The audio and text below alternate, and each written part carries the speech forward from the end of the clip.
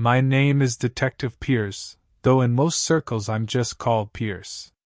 For nearly 2 decades, I've walked into crime scenes soaked in blood, into homes where the air still reeked of violence, into alleys where even the rats kept their distance. I've learned to separate the rational from the ridiculous, to see through the fog of superstition and stick to facts. But there are some cases, some encounters, that refuse to stay within the lines of logic. This is one of them. It began with a story, passed to me by a drifter in a cafe so forgotten the paint peeled like dead skin from the walls. He leaned across the table, breath sharp with smoke, eyes darting to the corners as if something invisible watched him. They call it the Eclipse Bazaar, he rasped. A marketplace that breathes, that waits for the sun to vanish. It doesn't come with the night, or the storm. Only when the sky swallows itself. I dismissed it at first. People tell detectives strange things all the time, usually half drunk or desperate for attention. But his tone wasn't one of drunken rambling. It was confession. And in my line of work, I've learned to pay attention when fear sits that deep in a man's voice. He spoke of stalls that sold objects not of this world, memory jars, keys to doors that no longer existed, clocks that ticked backward. And at the center of it all, he said, a tower with no hands, tolling in silence when the eclipse ended. Find it if you must, he warned. But remember, no one leaves without a bargain. I didn't intend to chase his madness.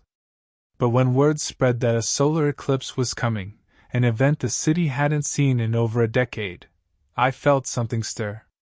Curiosity, yes. But also an itch I couldn't scratch, as though the bazaar itself was waiting for me. The morning of the eclipse was unremarkable.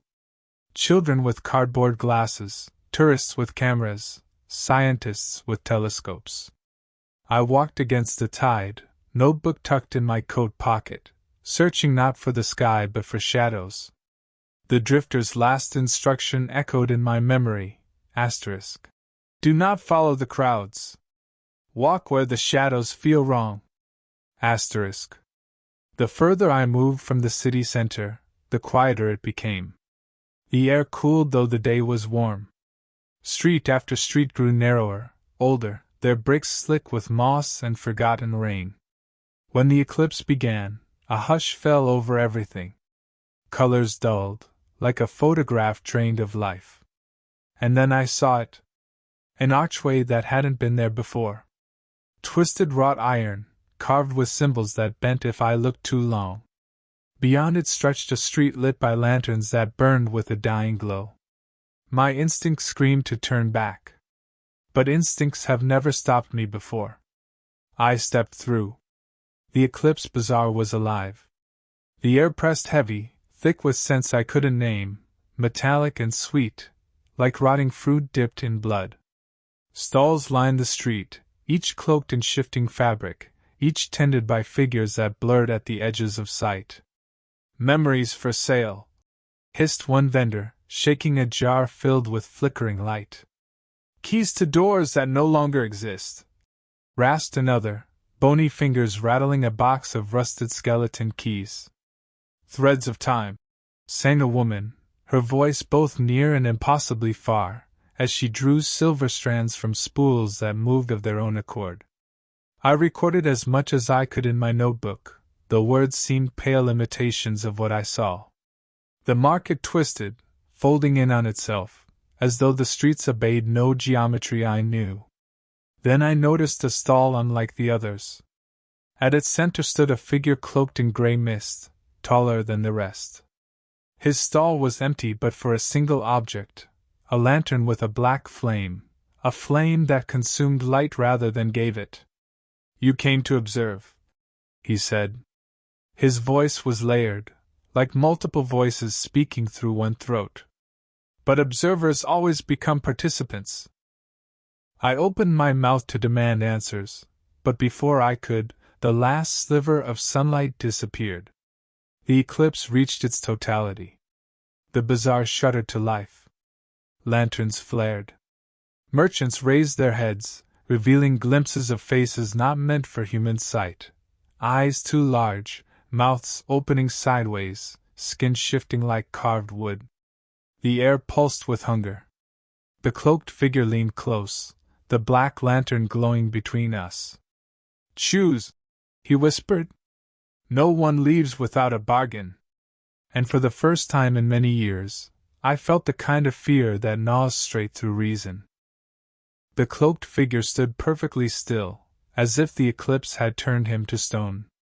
Yet the black flame inside the lantern writhed like a living shadow, reaching out in strands of darkness that brushed against my coat. "Choose," he repeated, though his mouth didn't move. The sound was inside my head, crawling along my thoughts like ants. I've been threatened, cornered, beaten, and stared down barrels of guns. But there was something different about this, something that stripped away the illusion of control I usually cling to. I forced myself to speak. "I don't deal in riddles. I came here to observe, nothing more." The figure chuckled, or perhaps the bazaar itself chuckled, for the sound seemed to roll across the lanterns and stalls. "Observation is a bargain. Your sight for what you cannot unsee." Before I could respond, the crowd shifted. The vendors began to howl in unison, a chorus of words I didn't understand. The language had the cadence of a marketplace chant, but the sounds were older than language itself. My ears bled silence. I heard too much and nothing at once. The cloaked man tilted his head, as if to study me. "You are not the first detective to walk here," he said.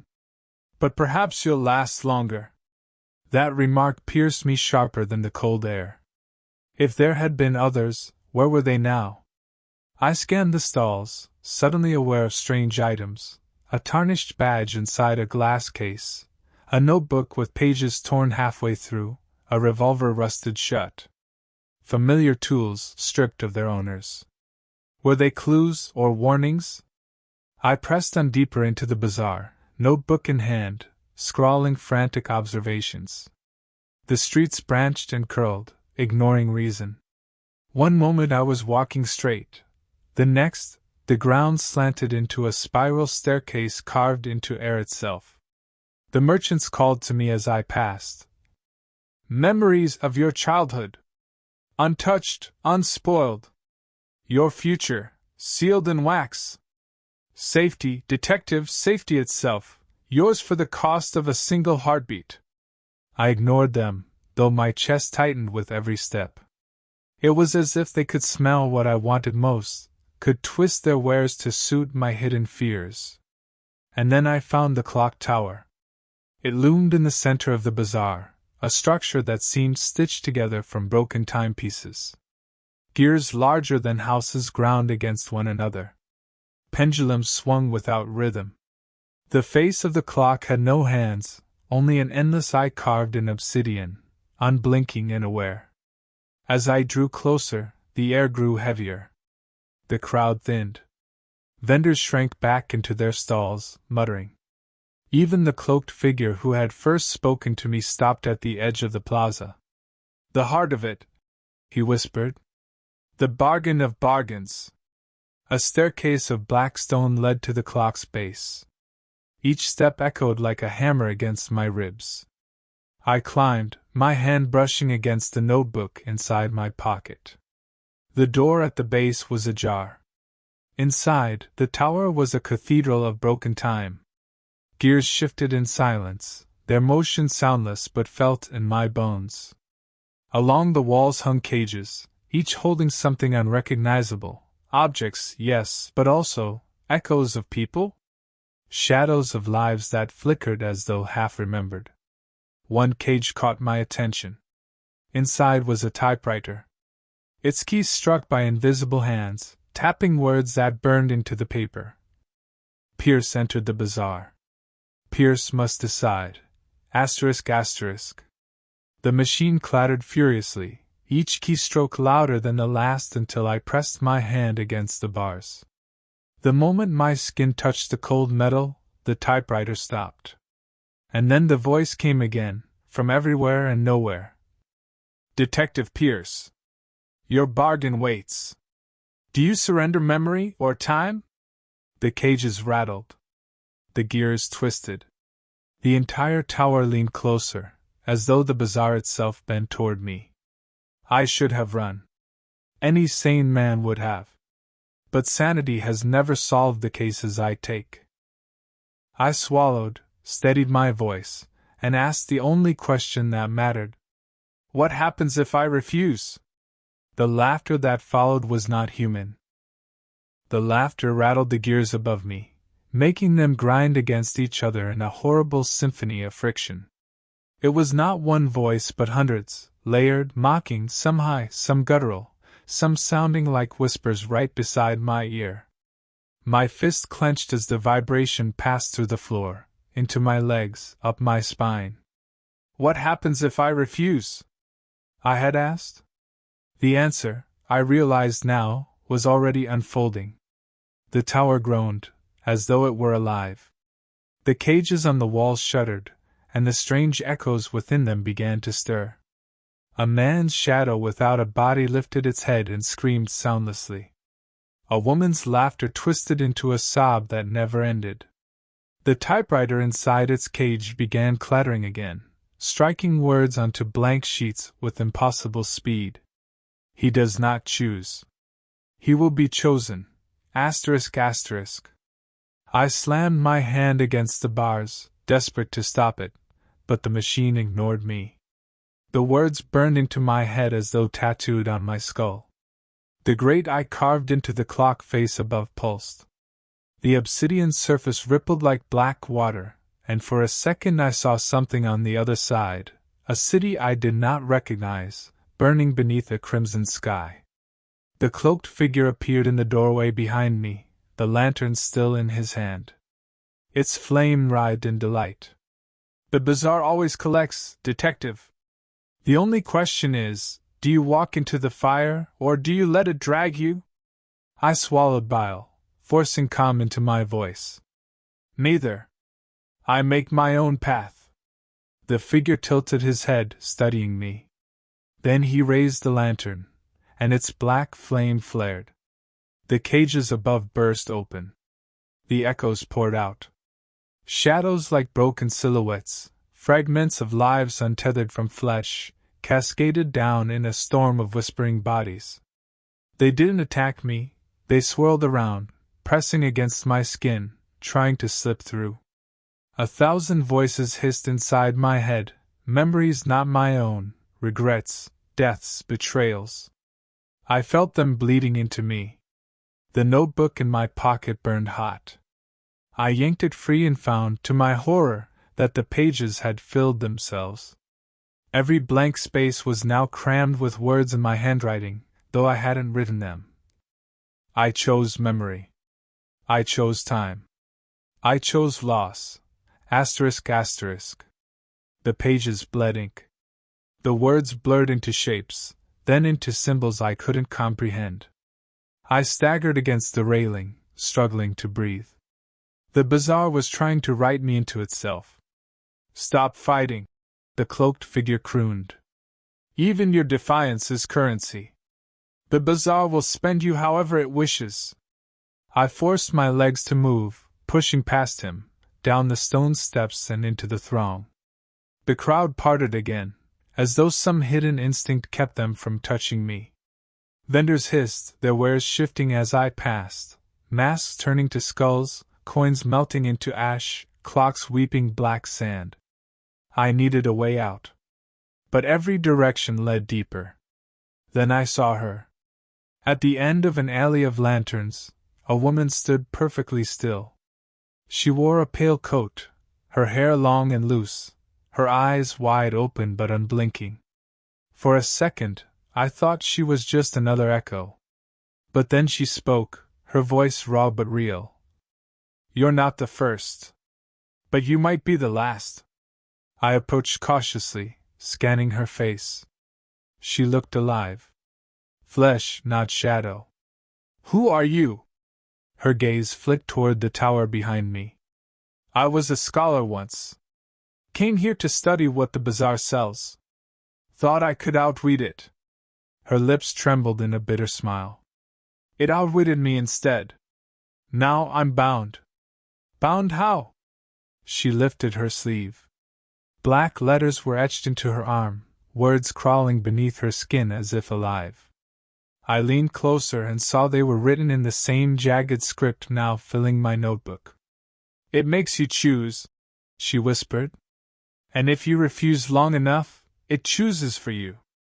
Her eyes locked onto mine. You have to bargain, detective. That's the only way you keep yourself from becoming another echo. I glanced back at the tower, the cages, the cloaked figure who still stood at the edge of the plaza, watching me. His lantern flame curled with amusement. Bargain for what? I asked. The woman leaned closer. Her voice dropped to a trembling whisper. For the chance to leave. The lanterns overhead flickered, dimming as if the eclipse outside had deepened. The bazaar hushed.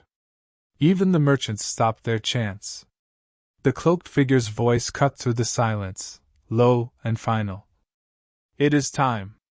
The stalls folded inward, the streets coiled like serpents, and the entire marketplace seemed to collapse into a single circle around me. Every eye turned toward me, human, shadow, and something else altogether. And I knew I could no longer delay.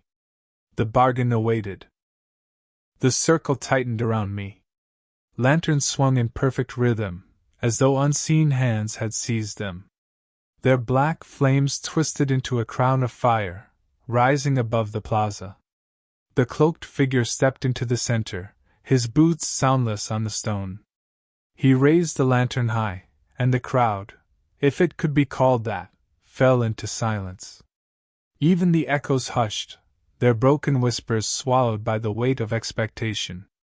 Detective, he said, his voice echoing as though he spoke through both the mouth and the gears of the clock tower above. Every guest pays. Every guest bargains. The bazaar does not permit thieves. The notebook pulsed in my hand, alive with heat. The words inside shifted again, forming a single line across the open page. What will you offer? The woman beside me clutched my arm. Her skin was cold, trembling. Don't give it everything. Never everything. I took a breath, my chest tight. What is the price? The cloaked figure tilted his head. The bazaar hungers for what makes you. A life is nothing without its memories, its time, its regrets. These are its coins. He swept his lantern across the air, and from the black fire spilled three shapes, drifting like banners caught in a phantom wind. The first was a mask of glass, swirling with images of my past, childhood streets, a first badge, a woman's hand I once held before it slipped away. The second was an hourglass, filled not with sand but with blood. It dripped slow and steady. The third was a mirror, cracked, reflecting only my failures, every case unsolved, every victim I hadn't saved. Choose, the figure said. I clenched my fists. My heartbeat thundered like a drum. I looked at the woman, desperate for an anchor. If I choose wrong? You don't choose wrong, she whispered. You choose differently. But each choice changes you. Forever.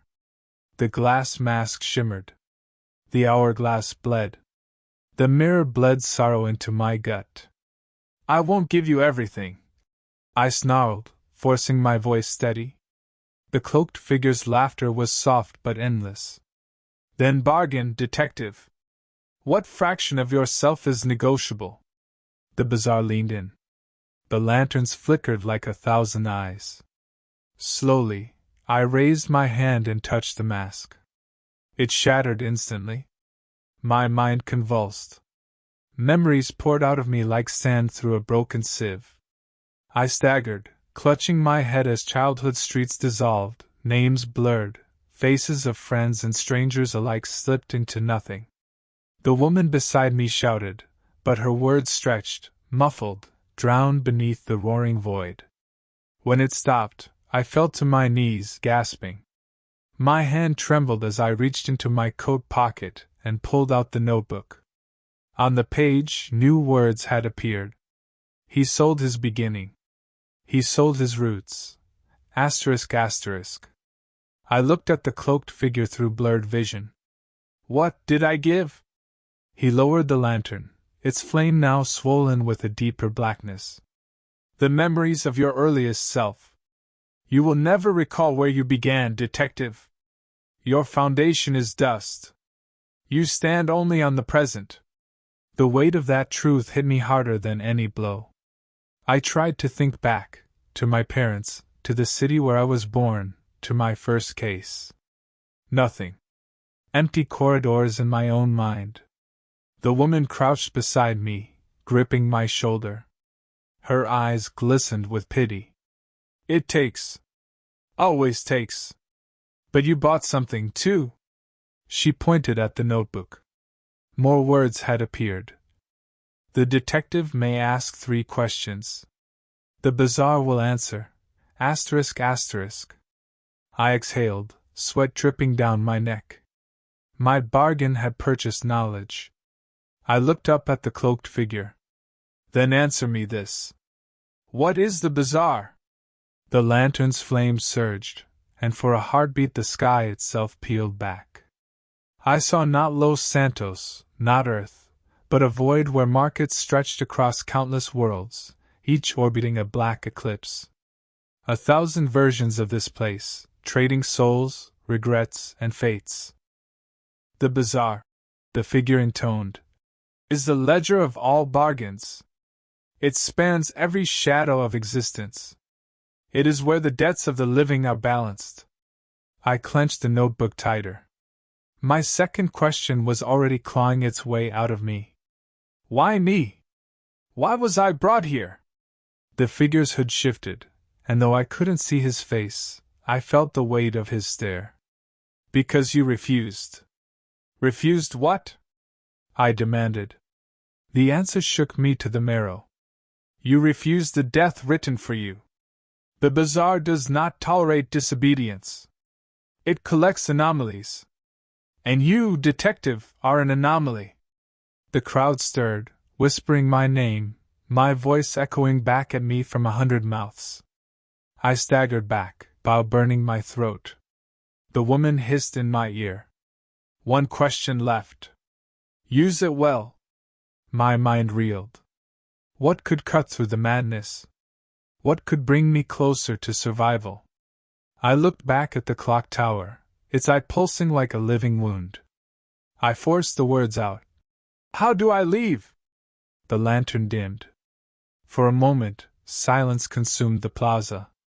Then the cloaked figure spoke, his voice quieter, yet edged with triumph. You don't leave. You buy your way out. And the price will strip you clean. The lanterns flared. The ground beneath me cracked open, revealing a black stairwell spiraling downward. The figure stepped aside, gesturing toward it. The market below awaits. There you will find what you seek, or lose what remains. The woman's grip on my arm tightened. If you descend, detective, there's no turning back. But I already knew.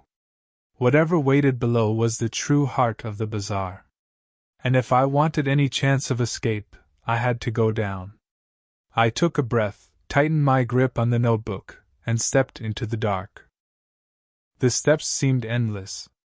My boots struck stone, each echo swallowed before it could return.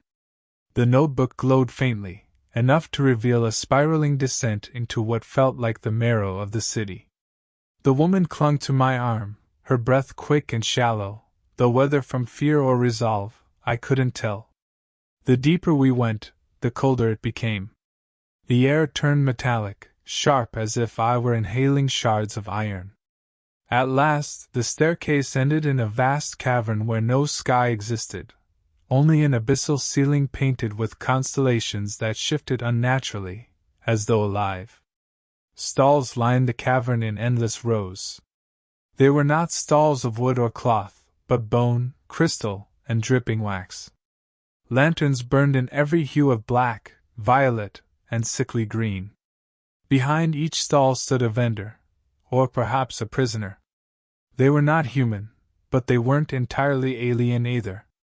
Some bore faces carved from porcelain, others had mouths sewn shut, and a few were cloaked in shadows so complete they seemed like silhouettes pulled free of their hosts.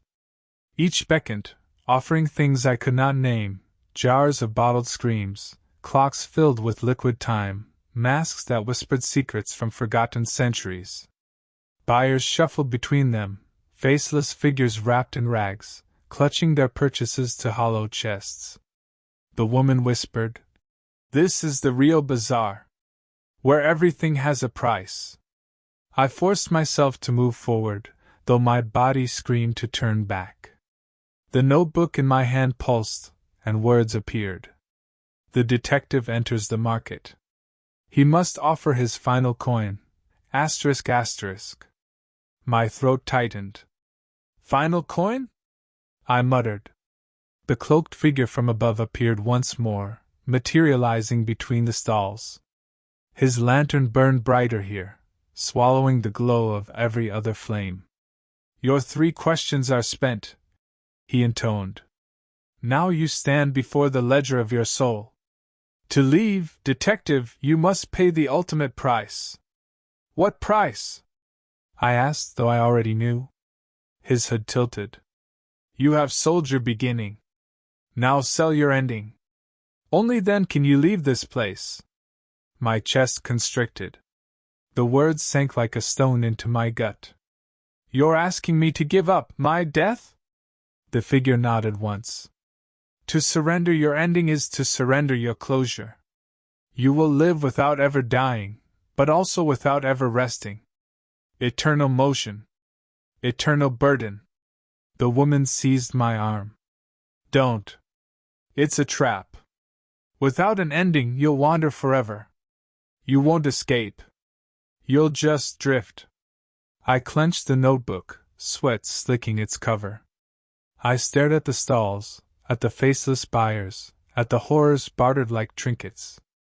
And I realized, this place wasn't meant to keep me prisoner. It was meant to consume me, piece by piece, until I became just another stall, another shadow vendor, selling scraps of myself for eternity. "No," I whispered. "Not like this." The cloaked figure stepped closer. The lantern's flame licked my skin.